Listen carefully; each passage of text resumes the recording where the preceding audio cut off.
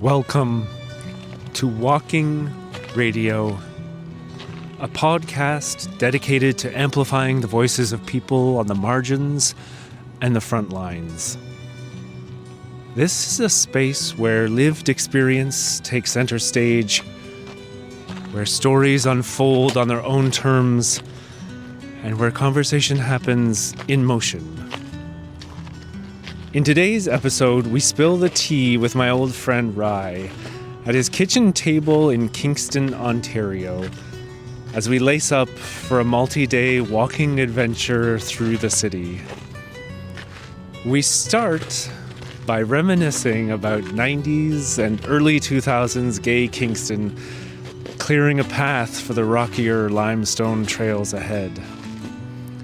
Walking Radio is entirely independent, volunteer-run, non-commercial, and always free. It runs on the stories that are too often ignored.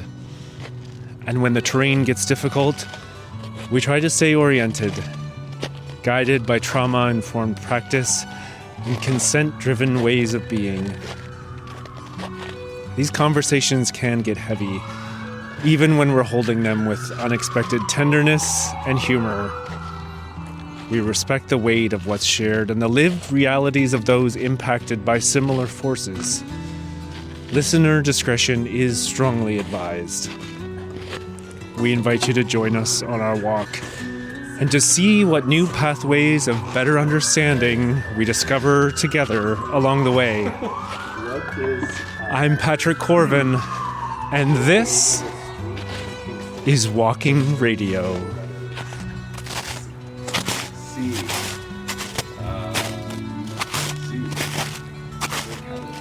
Oh, Cataraqui Street. Cataraqui Street.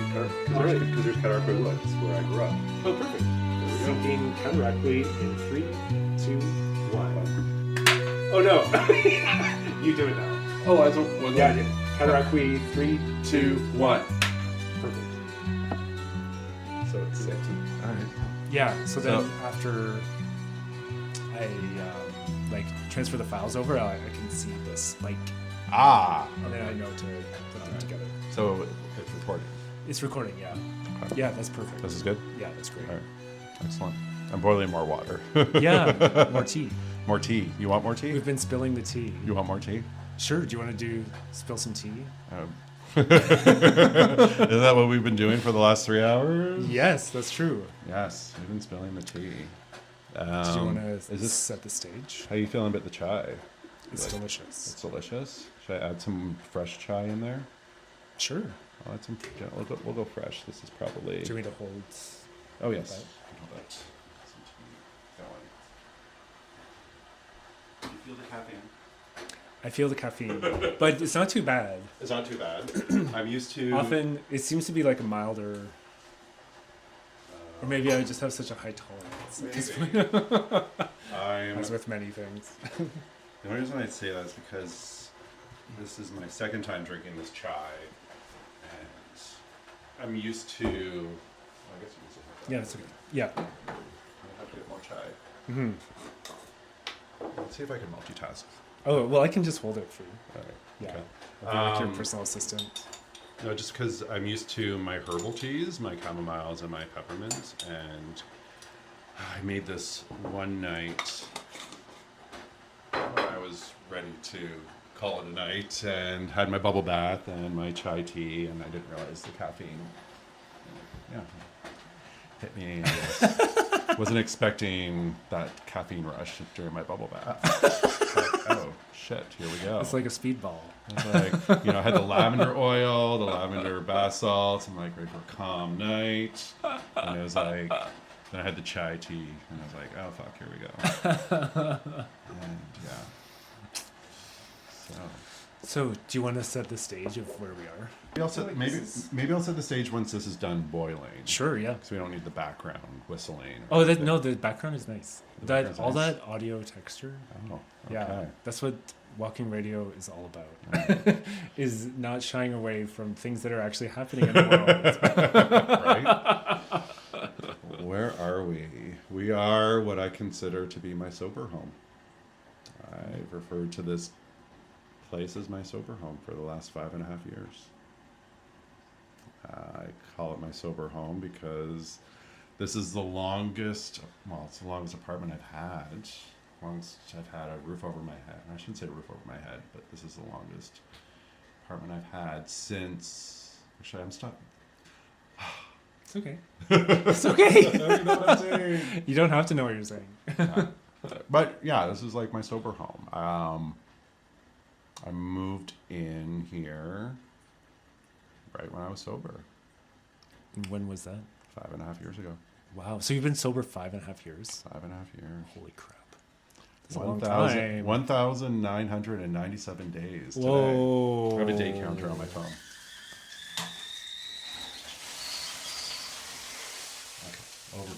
Okay. Overfilled. Anything worth doing is worth overdoing. I learned that in AA. I learned some things in AA. I learned that you can't trust everyone.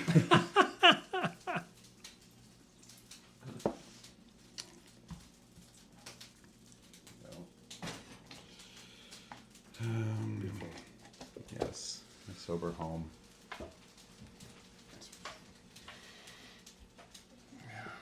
Done a lot of growth here, a lot of self-discovery. I bet. Yeah.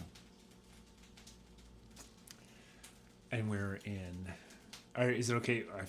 We can't really avoid saying the name of the city. We don't have to say the name of the street or anything. Oh no, we're in Kingston, Ontario. Mm-hmm. Beautiful Kingston. Beautiful Kingston, city I wasn't born in, but was raised in, grew up in. It's the place where my gay self was born in. My gay self too. We both discovered our gayness here in Kingston. Yeah, I had inklings prior for about 12 years. For about 12 years. I think Kingston just brought out the gay in you. Well, it was my friend from back home. I won't say her name, but she knows who she is. Lots of people do. And it was one Christmas. The question that changed my life. I was 21. That was 2001. It was still kind of a risky time to be gay. Yes. It still is. Has it ever not been? But she asked me, do you like boys more than girls or girls more than boys? I'm like, I like boys more than girls. And my life has never been the same since. Amazing. And then I moved to Kingston and came bursting out of the closet. So, and that was such a beautiful year. That was 2002. And I have so many beautiful, happy memories in Kingston. And I haven't really spent much time here since. So it's like this beautiful time capsule for me in this town. So it's so nice to be back. And thank you so much for We're happy to have you back. inviting me back. Oh, we're happy to have you back. This is, Your past with Kingston is more complex, deeper, and spans many more years than my couple of years here. Well, I went to public school here, high school. Well, never finished high school, actually. Never graduated. I did my high schooling here. Lived here up until I was 20. Oh, gotta do the math now. 22, 21, 22? Is that when I left? When you left? Kingston. Oh, to go to Ottawa? To go to Ottawa. Uh-huh. I was 23. Oh, yeah, I had just turned 23. So it was 2003, winter of 2003, I think. That I moved, yeah. Early 2003. Early 2003, yeah. Mm-hmm. That's when I moved to Ottawa. And just lived there for a number of years until I came back to Kingston. Oh, gosh. Been about 10 years now. Oh, wait, no. See, this is what's messing me up. Oh, it's fine. It's a timeline. It's a timelines. It's not vitally important. Yeah. So, yes, in a nutshell, I went to public school in this town, went to high school in this town, escaped the town, and then came back to this town as a homeless addict. As a homeless addict.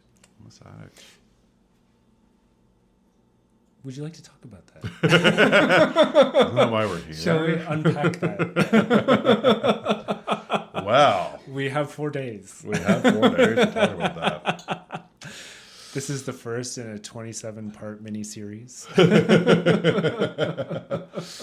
Yes, we could do quite a few parts of this. So, I don't think we've said your name yet. my name is Rye Williams. It's wonderful to have you on the show. It's nice to be here. Thank you for having me.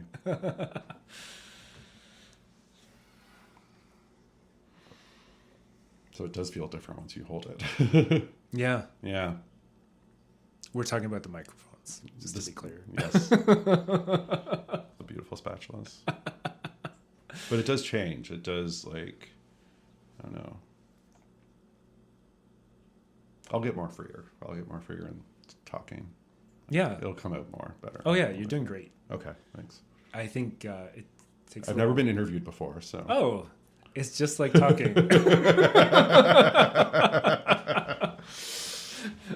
I can do that.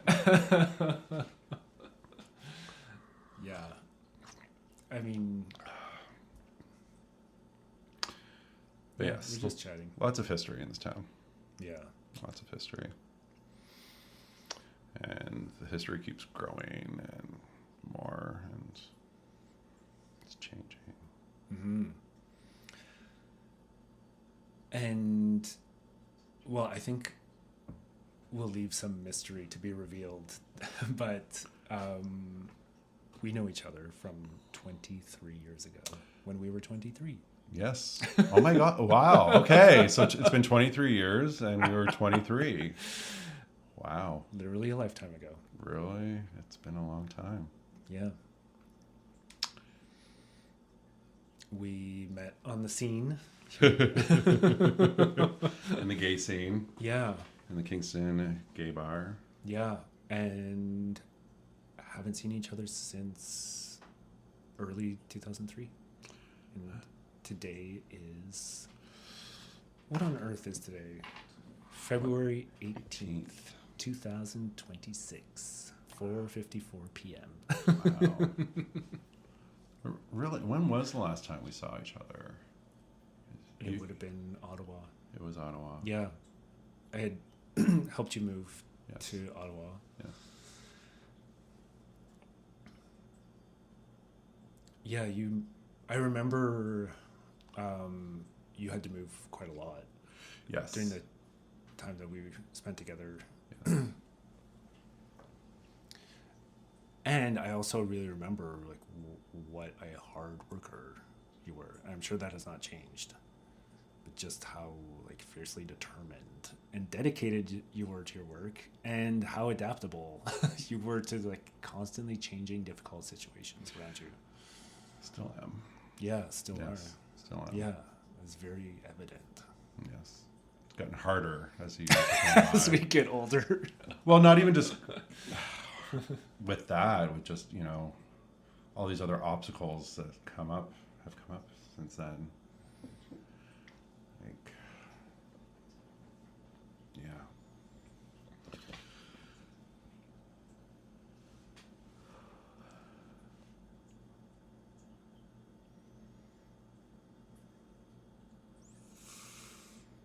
What kind of obstacles?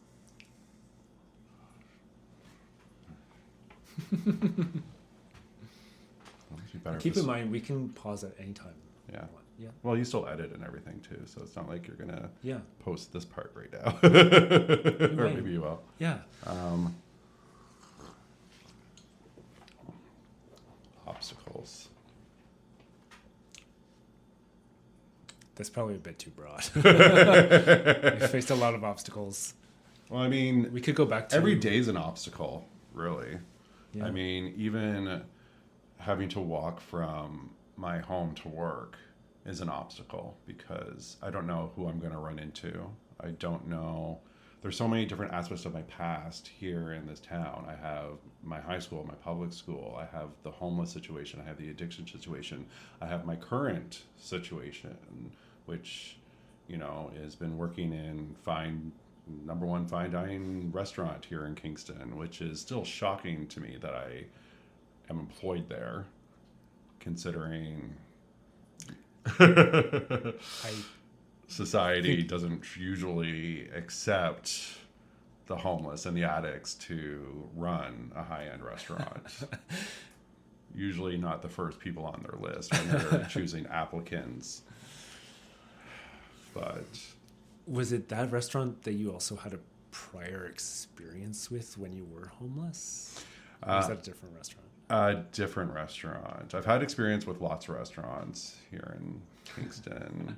I've worked in many of them, pretty much all of them actually. They all know me. It's at one point I worked in majority of the restaurants downtown.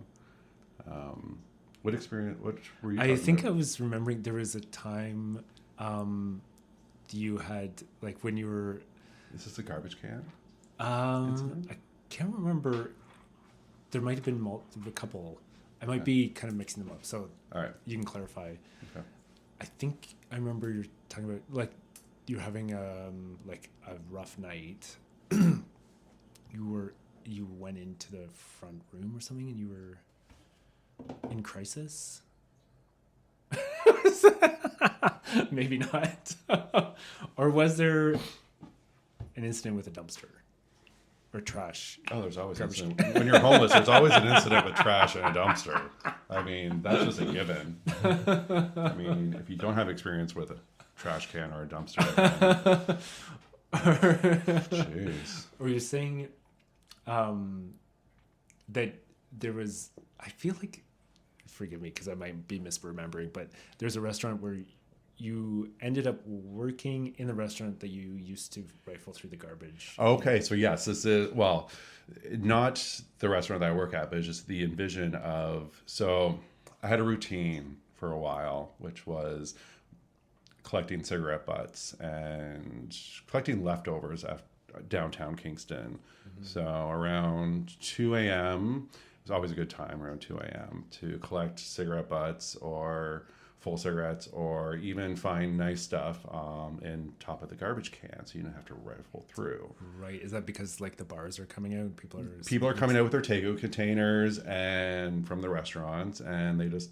realize when they leave the restaurant, oh, I don't want to take this or carry this around, so I'll just toss it out. So always a good time to go through the garbage cans. Primo.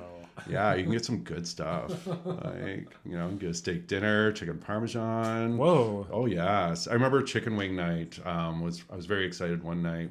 I was doing my tour, collecting cigarette butts to obviously take them home so I can roll real cigarettes or full cigarettes. Mm-hmm. And I remember going through garbage can, and it was outside of Jack Astor's, and there was like take-out containers of chicken wings, and went home and I remember just eating the chicken wings and rolling my cigarette butts into full cigarettes, and I felt like king of the world. It was a great night. I had chicken wings, lots of tobacco. Right. Of course, alcohol, because, you're an alcoholic, so that's rough. That was always a good time. Yes.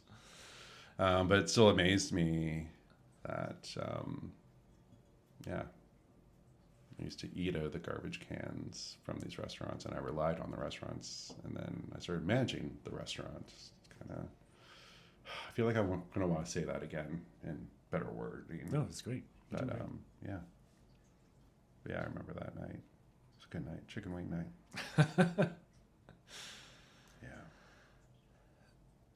This is quite a reversal of circumstance. Yes, it is. To me, I can't, like, even as a nurse, the idea of working in a restaurant now fills me with like so much anxiety, because I know how demanding it is. Having done it a little bit in my life, just like the cognitive demands and the physical demands is like extraordinary. Okay. Working in like, especially like a busy restaurant serving tables. Yes. I find that I remember times just being so overwhelmed when I was doing that kind of work. But for you, it's probably like nothing. It's nothing, yes. But I'm looking at you right now, and after hearing about what you do for your work, I'm like, please don't tell me you're comparing what you do to what I do. I mean, it's not comparing. It's just like, I know you're not comparing, but it's like you're talking about my work like I'm Yeah. I'm always so in awe of like I just find like serving it is a very demanding job, and I don't think a lot of people fully appreciate what goes into it. No, certainly the people who mistreat servers yes either don't appreciate it or just, well, I'll save my choice words, but lack empathy, I suppose. Lack empathy, yes, 100%. It's been challenging, but again, everything's been challenging since for the last five and a half years. Every day has been a challenge of some sort. And back to the whole, like, even just walking to work. I mean, I don't know who I'm going to run into. I could run into someone from my high school, my public school, someone I did drugs with, someone I drank with, someone I lived in a tent with outside, someone I know from the homeless shelter who's still outside panhandling, or someone I would used to consider a friend, walk by them on the street and they're high on something and they don't even recognize me or know who I am anymore. It's wow. like, so I run into so many different people. Like, there's just so many different aspects of my life in one small town that can happen at any time. When you're walking down the street and you hear someone shout your name, what goes through your head? Who am I about to talk to? I have to like check myself. A lot of things go through my head. I get nervous when someone calls my name on the street. Hence why you will always see me with my headphones when I'm walking around downtown or walking to work. My headphones are always on. Yeah.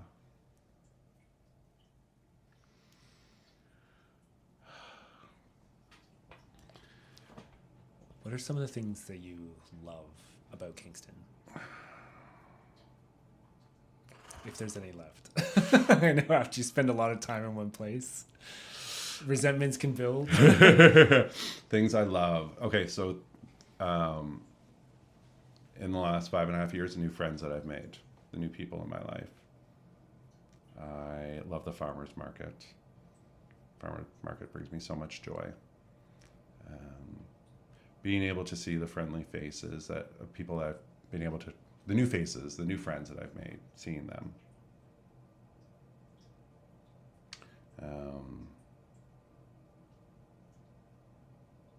Yeah, may have to come back on that one. Yeah. There are good memories. There are great memories here in Kingston. Before we were recording, you were talking about, as with any topic, we don't have to explore if you don't want. And you can stop at any time and redirect. But your time's at 477. Yes. Sounds like that was a happy time. Amazing time. Coming out of the closet in a small town, I'm grateful that there was such a supportive community here in Kingston at that time. So I came out 96. I was 16 when I told my mom I was gay. I already knew a few years prior, but 16. And then when I was 17, I had my fake ID and started not only going to the gay bar here in Kingston, I started working at the gay bar in Kingston and bartending. Is that why it's now closed down? It closed because they fired me. I think I was drinking on the job, but it was, coming out was an amazing experience here. I had a great time coming out. I sometimes wish I had like one of those sob stories, like, oh, I came out of the closet, it was so rough. But no, it was great. I didn't, other than, my mother saying, oh, I want nothing to do with it. I don't want to hear about you being gay, which quickly changed after she realized having a gay son is fabulous. Didn't really have any problems. And I really enjoyed the community at that time, yes. It was a beautiful time coming out. Very safe, very welcoming. Not so much now. Yeah, I had the same experience. I was like a few years later. I came out here. Well, I lived here. I did my first year at Queen's in 98, 99. And then I left, finished my degree elsewhere, then moved back end of 2001, December 2001, and then lived here through to April 2003. So it was like a couple years after. Mm-hmm. And I had same experience in terms of just such a magical, beautiful time. It was just so... Oh... I feel I just wish everybody could experience that. Everybody should be gay. I feel like when during that time, we weren't taking it so seriously. Like we weren't taking the gay thing so seriously. I feel like we just accepted everyone, and it was a beautiful time then. I feel like sometimes the gay has gotten so segregated almost. Like, can we all just be one again? Yeah. Be a community. It's like, yeah, I feel more than ever we need to stick together. Yes. Brothers and sisters and siblings in this Yes. eternal struggle. We're all gay. There shouldn't even be a struggle. In the end, we're all gay. We're all good. Yeah. All right.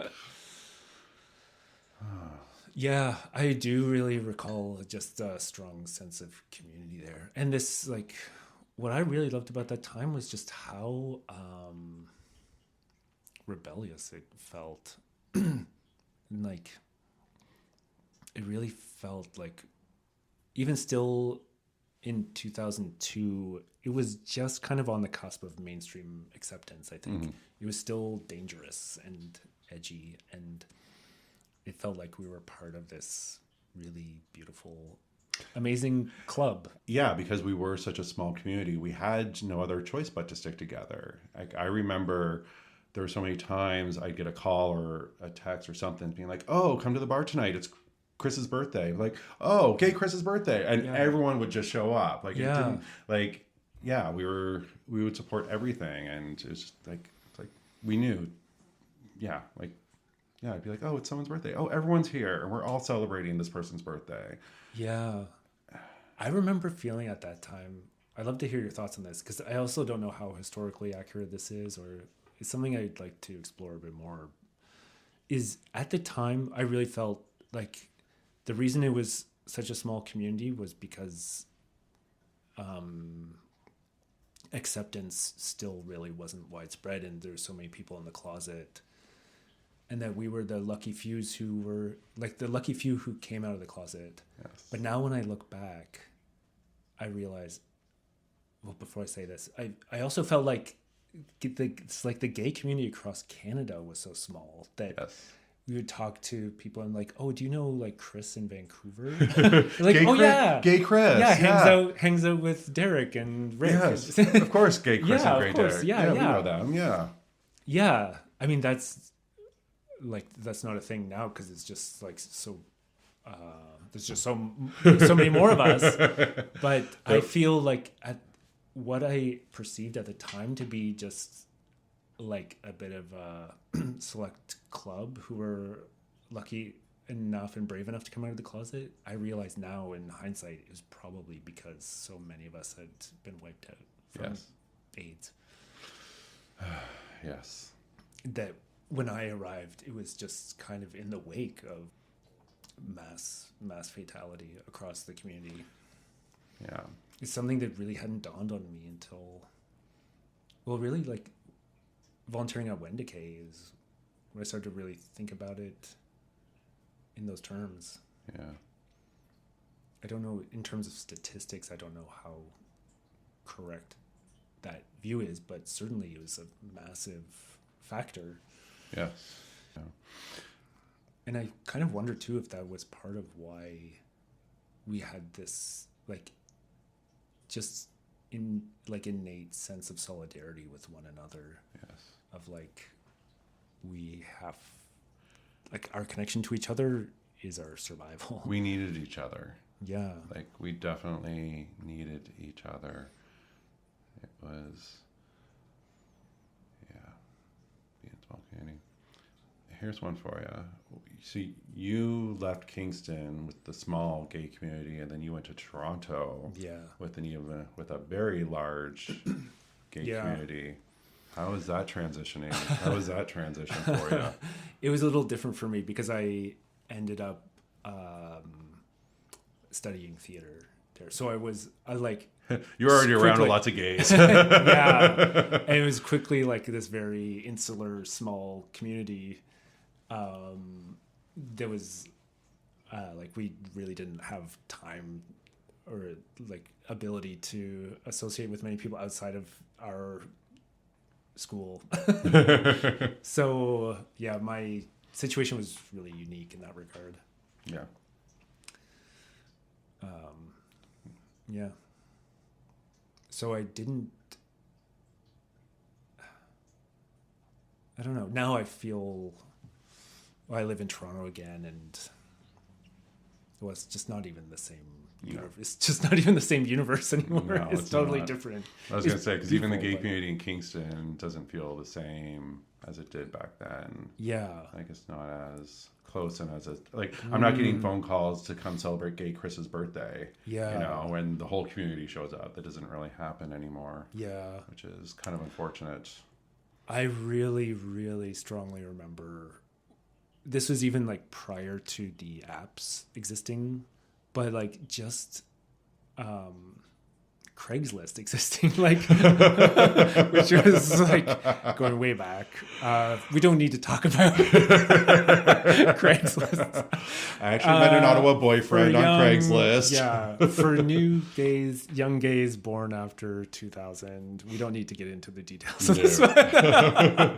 It was suffice to say, the internet changed Yes. gay culture immensely, I think, and I've always felt enormously changed the way people interact with each other just at the clubs and on the dance floors. Yes. That I noticed such a distinct change was that once it became possible to meet people by any means except face to face. Yes. By like going up and talking, like working up the courage. Yeah. To walk go talk to someone. To walk across the dance floor, just like dance near someone because that was really cute, and then hope that eventually they like over the course of a couple songs you'd like turn and start dancing closer and closer to each other. And then hopefully by the third or fourth song you're kissing or rubbing your noses up against each other or something. Yeah, that was so magical. It was wonderful, and my I miss those days. Like it's definitely changed. Like if you wanted to meet someone, you had to get your ass out of bed, shower, make yourself look presentable. Yeah.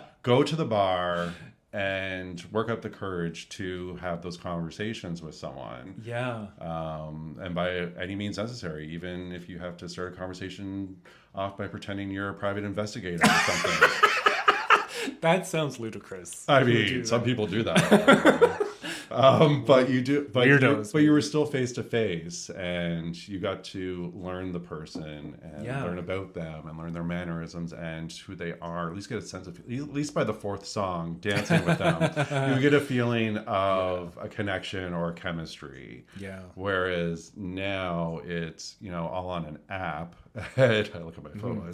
Yeah. It's all on an app, and you just have like some emojis to see if you click with somebody, and then the person shows up at your door. Like no, thank you. I can't do it. I can't do it. Gross. It's so ew. For me, it's worse than Craigslist, and I'd rather Craigslist. I kind of miss Craigslist.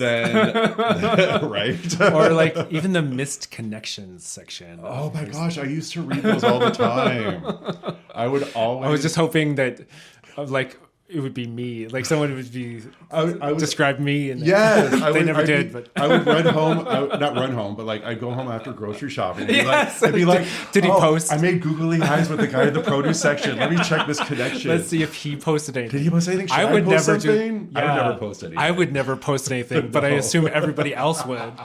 So I assume everyone wanted to make googly eyes with me in the produce section.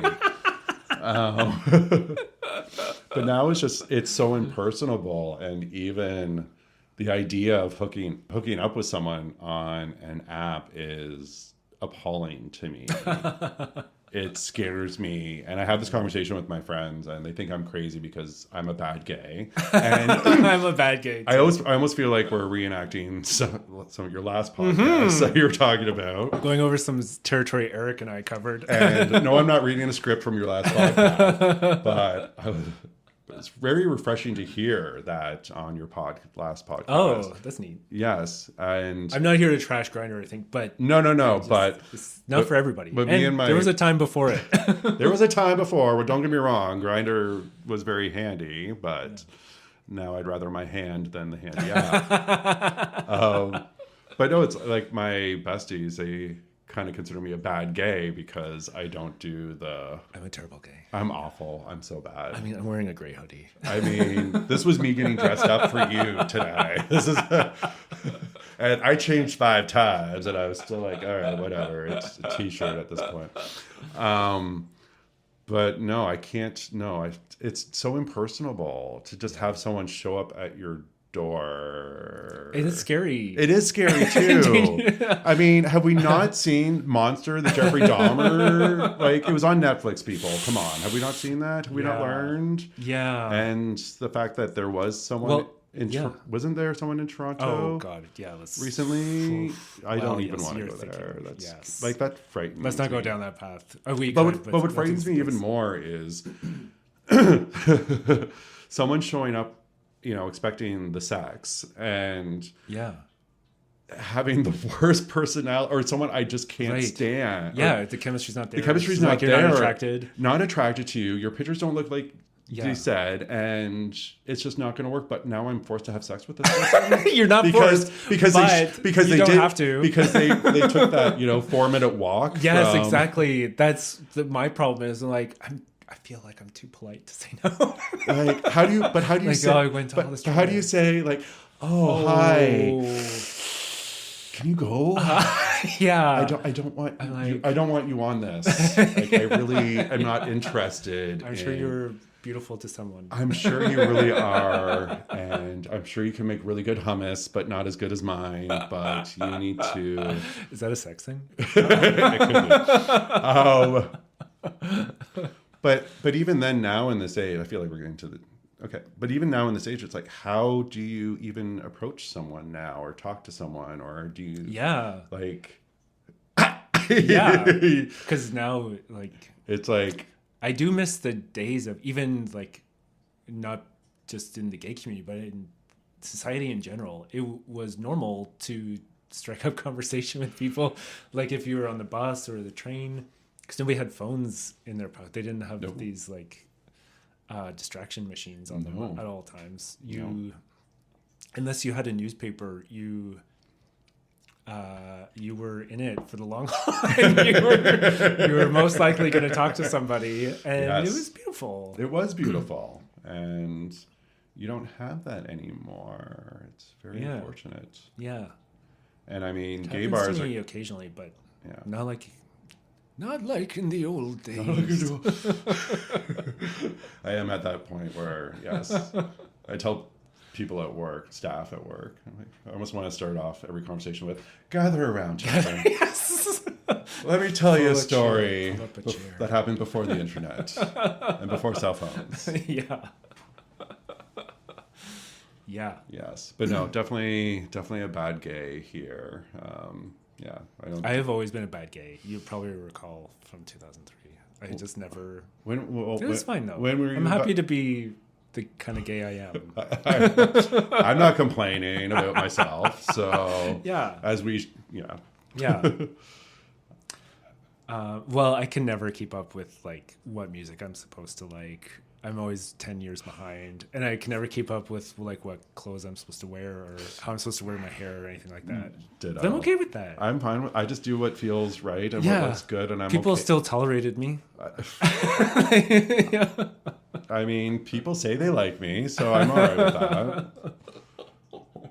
I think about like our little group. It wasn't like you and I had our secret like a gang or something, but there was just so few of us gays around. Yes, and they all had like separate but connected social circles and little cores. And I think about those. I mean, especially the guys. I think about them frequently. It was beautiful. It was beautiful. I hope they're all doing well. I haven't forgot any of them. I'm still in contact with some of them if they're listening. Now that I'm trying to procure is this how Grindr works? Is this the new? This is why I got into podcasting. You don't meet guys on Grindr anymore. You meet them on podcasts. Yeah. You know? This is how you score. The Craigslist of tomorrow. This is how you hook up. Get a podcast going. Man. But no, it was beautiful. It was a lovely community back in 97, 98, 99, 2000, 2001, 2002 even. Yeah. It was that was my heyday. It was your heyday. Sorry. I started younger. But I came in and destroyed it. There you go. You came in and then like a wrecking ball. And then I corrupted you, I guess. I don't know. You had boyfriends before me. That's right. You did. Another Ryan. Sorry, what? Another Ryan. You had another Ryan before me? Oh, I guess we just disclosed our past. Oh. Surprise. I thought it would come out in episode 3 of 27. Oh, you had Ryan. Ryan, well, I can't say his last name. No, you can't. I can mouth it for you. That's right. I forgot about it. Oh, yes. I remember that. Yes, actually. I remember. I was so happy to have stolen. Well, he dumped me. Oh. We were together for 2 magical months. Oh. And then he went back to his boyfriend before me. That's right. Yeah. Yes. Yes. I may still have to bleep some of that out, even though we were doing our best to whisper it. So that. Oh. Don't say it. And that was for 2 months. Yes. Yeah, that was give or take. Yes. Summer of 2002. It was so. Oh my God, I was so in love. That was the summer that me and. Wait, what? No. Yes. He was on. I may have known this, but it's still shocking. It wasn't. Maybe I didn't know. We weren't boyfriends, right? Maybe this information was withheld. We weren't boyfriends, but we listened to. We spent. Yeah. Maybe everyone was just too nice to not tell me this. Maybe.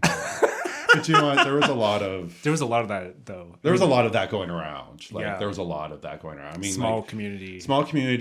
A lot of us, early 20s, and we were discovering ourselves. Oh my God! We were all and discovering. each other. Oh, yes, and each other over and over again. But it's okay. Yeah, but no, you can disclose that past, or at least not on podcast, but to me. Oh yeah. Yeah. I mean, but I didn't know about you and. That was just for that was a couple weekends. Oh, okay. And who knows? It was I remember it was for a weekend, and then we paused, and then it was another weekend, and then it stopped, and then I remember I was kind of liking him, and I was like, hey, we're having some good times, and then that's when he told me, oh, I'm going back to I was like, oh, okay, well, cool then, bye. And then I guess we met shortly after. Yeah. Yeah. The fall. It was around Halloween. Yes. Just before Halloween. Yes, because I remember knowing about Ryan. Yeah. I guess we can't. There's no way around. But I remember knowing about him. I just won't say his last name. Yeah, I remember knowing about him. Still love him. But he's not in Kingston, but he's around Ottawa, actually. Yeah. Yeah, we crossed paths a bunch of times in Ottawa. No way. Yeah. I went to go see him around the first time I got sober. Ah. That was a long time ago. Ah. And that was February of 2011. No, 12. 2012. So you went to Ottawa to go see him. Oh, and she didn't come visit me. Uh-oh. We had lost touch. You left social media, so. That's right. Yes. Yeah. Yeah. But dating and well, I just remember the magic of Wally's. The magic of what? Wally's. Wally's was so refreshing because that's where I met both Well, 477 was great because in its heyday, it was its heyday. And it was the only gay bar that we had. And I was in there Kingston. just post heyday. You got the... As it was spiraling. As it was about to in be, free fall. as it was being demolished. Basically. But like when 477 was such an old building and there was no money to renovate because no one wasn't really investing into a gay bar. So there was no room to renovate, no room to even paint the place. It was falling apart. And then Wally's came in which felt like a brand new building and had like brand new mirrors, squeaky clean floors. Yeah. And I remember working there and they had like a maid service, like a cleaning service. I was like, wow. Whoa. It was like 477. I finished my bar shift and then I was the one mopping the floors and cleaning the dirty corners. And, the what? Well, there was a basement. It was a gay bar with a basement. With arcades down there. There was a pool table, yes. And Wasn't there an arcade? I remember like there was a mini game. Yes, there was. There was the videos. There was video games. There was a pinball machine. Yes, there was a pinball machine. I remember, I can't say his name, but character from Flintstones. We played the video slots. Yes, it had the video slots, and there was a pinball machine at one point. There was a pool table, and then there was a tiny little space, probably the size of my kitchen, that was just dark. Was the light burnt out or something? On purpose, yes. It was like the scary little lounge. It was the blackout lounge. We'll call it the blackout lounge. But yeah, then Wally's came and it was like fresh and new, and there was, and Wally's was bringing Ottawa faces. Yes. So it was like and like Kitchener. Yes, and there was like drag queens coming in from out of town, and it was like, what's happening? Like, yes. And shout out to Dixie. Hey, girl. Probably not listening, but probably not. Better be. She should be. She should be listening. Dix. Yeah, and it was a great time, and that's when drag started growing more, and the Kingston community started growing more, and then, well, I left Kingston before Wally's shut down, so it was still going when I left Kingston, I believe. So, and then I went to Ottawa. Yeah. God. Wally's, well, for me, it's always associated with Kylie Minogue. Why Kylie Minogue? Well, I mean, she was tearing up the charts at the time, and it was like always playing. And I always think of like her hits at the time, or like my coming out songs. Yeah. What are your coming out songs? Well, In Your Eyes. It's in your eyes. Anytime I hear that song, I just it's a great song. My soul lights up like a sparkling jewel. I can't wait to play it. What's the other one? This is gonna be a long pause that I have. It's okay. I'm sure Apple iTunes has a 2000 gay playlist somewhere. If they don't, they should create one. Okay. This is so embarrassing. This is also what happens when you accidentally age. Unexpectedly. Accidentally age unexpectedly. Against all odds. We're just old homos now. Yeah, if it was not the middle of February, we'd probably be on a couple of rocking chairs on a porch. Oh, that sounds so lovely. Rocking chairs. Oh, Can't Get You Out of My Head. Oh, yes. And Spinning Around. Oh, Spinning Around, yes. No, wait. With love. I just remember the videos of her wearing that. She had the body and the silver semi-dress and the thing over her head. I remember the videos. But yes, great songs, definitely. In the interest of journalistic integrity and accuracy, I should say, it's actually Can't Get You Out of My Head and In Your Eyes. In Your Eyes. I get it confused. There is a song Spinning Around, but it's also a lyric in one of the other songs. One of her songs. So I think we've sufficiently... the song is called Spinning Around, is it not? There is the song Spinning Around, but it's not the one I'm thinking of. Okay. There's Is the world still spinning around? It's in your eyes. That's a lyric. Okay, yes, that's but a then there's lyric. also a totally separate song called Spinning Around. There is another one, yes. Spinning Around, out of my head.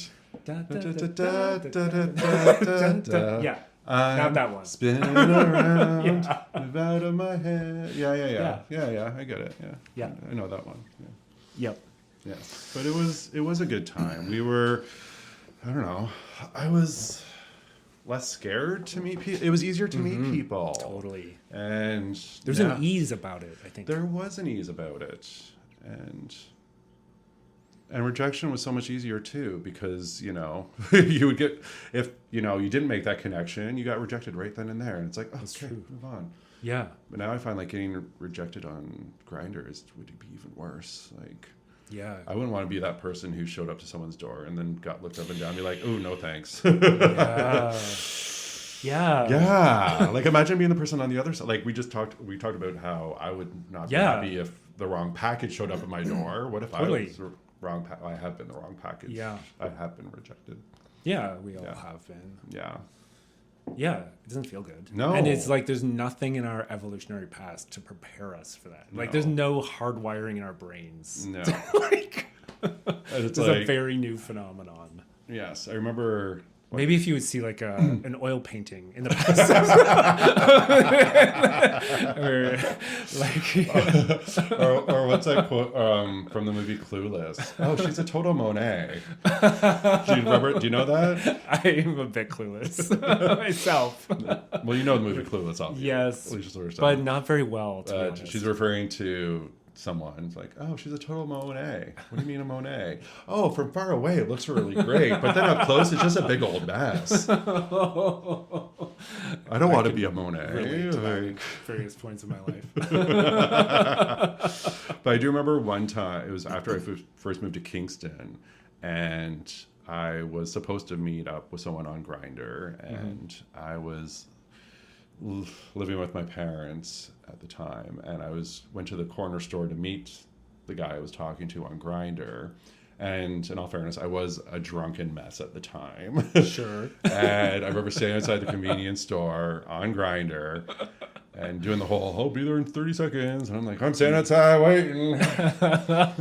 And I remember he got out of his car, looked me up and down, and he said, I'll be right back. Went into the store, came out, and he said, this ain't gonna happen. And he just got back into his car and drove away. Yeah. And I remember just being like, You don't know me. I'm like, isn't this the point? Like, yeah.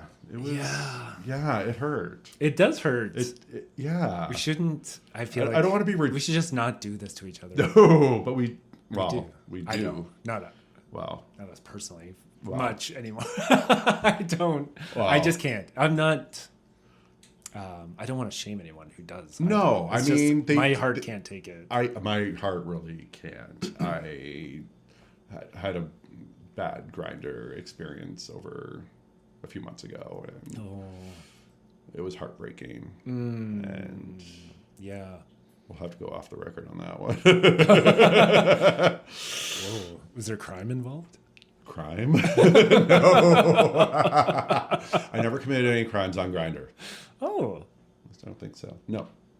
Just everywhere else. We'll get to that later. Stay tuned for part 3. Or part 4 or 5. We don't know how long this is going to go parts for. 3 through 26. Could go on for a while. Lots to say. All right. But yeah, no, it's a shame that...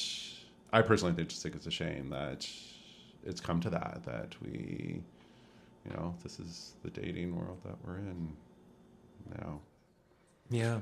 Like, Kingston did actually just they've opened a gay bar recently. So we have a gay bar. Oh, no way. Yes. I didn't know that. It's about a month old, maybe a month and a half old. Whoa. Yes. It's called Bottoms Up. Okay.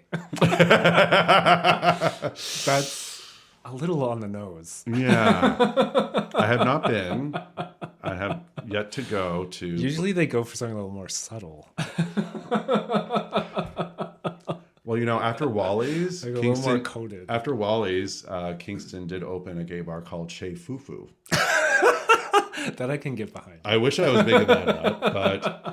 I remember going there. I was visiting Kingston. I remember going to Chez Fufu. I was dragged out by a straight friend, and I went, and it was in a basement, and I just wasn't having it. So, but yeah, Kingston has recently opened a gay bar. Whoa. Yes, I've been asked a few times. We could go undercover. We could. Do you know what? Like, we should go this weekend. I've been asked a couple times if I would go with a few other people, and I've declined the invitations. So sounds like a challenge. Wow. Good. To be continued. We'll talk about that off the record. Off the record. So okay, gotta make a list. So that's off. We gotta talk about that off the record. We gotta talk about my bad grinder experience. Yeah. 2 months ago, off the record. But yeah, no, I've been through enough. I don't want to go through that. Yeah. That nonsense of grinder. Yeah. In my episode with Eric, he introduced me to this thing called bathhouses. Yes. I was so intrigued. Yes. I might check those out someday. Yes, a bathhouse. They are something. I've experienced cleanliness. I've experienced bathhouses. Oh, what? Yes. Oh my God, what are they like? Well, should we talk about my experience in 1998 or my experience 3 years ago? Oh, yeah. Like? So there's different. Is there a bathhouse in Kingston? There is not. No. Yet. I don't think there's a need for one in Kingston. There's definitely probably not a need for one in Kingston. No. I've done bathhouses. I did bathhouse once in Ottawa so I was 90. I want to say 98. I believe. Whoa, really? I was doing a drag show. No way. In the bathhouse? No, at like a gay bar. At a gay bar in Ottawa, not in the bathhouse. Bette Midler, yes, Bette Midler. Speaking of Dixielanders. Oh yes, she was a great Bette Midler. Mm-hmm. I remember a little too fondly. See, I don't remember my. Moving on. Another thing for off the record. Okay. Your editing skills are gonna have a lot. We'll see. Yes. But yeah, so I did bathhouse in 1998. I say 98. I performed as a drag queen in Ottawa. Wow. And what was your drag name? Sheena Wood. Wow. Yes. That's so awesome. I wouldn't call myself a drag queen. I performed a few times. I was never actually full-time drag queen. I don't know. I think that counts. Did a little bit here and there. And so I performed a few times in Kingston. I was an ugly woman.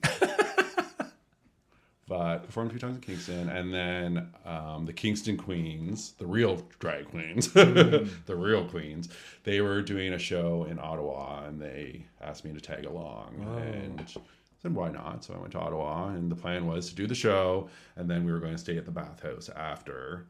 And I felt like every drag queen in Ottawa was performing that night, and there was a lot of pressure, and I was so nervous that I drank myself silly, and I even started doing some drugs with the drag queens in the back change room. And are you telling me drag queens do drugs? Sorry? Drag queens do drugs? They sure do. What? They got the best shit.